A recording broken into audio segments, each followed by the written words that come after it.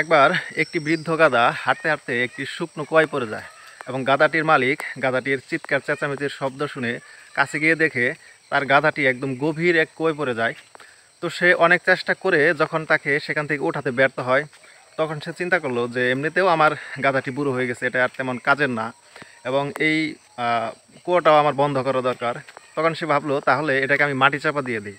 তো সে কিছু শ্রমিককে ডাকলো, শ্রমিক ডেকে সে আস্তে আস্তে সেটি বন্ধ করার চেষ্টা করলো এবং গাধাটি ভয়ে চিৎকার চেঁচামেচি করছিল।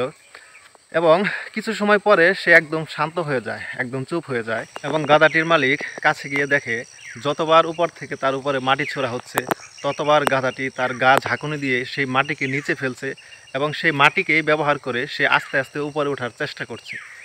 কিছুক্ষণ পর সবাই আচমকা হয়ে দেখলো গাধাটি একদম সুস্থভাবে সেই গভীর কুয়ো থেকে উপরে বেরিয়ে আসলো। So the lesson is that গাধাটি যেমন করে তার উপরে পড়া মাটিগুলোকেই ব্যবহার করে একদম বেরিয়ে আসলো, আমার আপনার জীবনেও না ঠিক এরকম অনেক মাটি চাপা আসবে।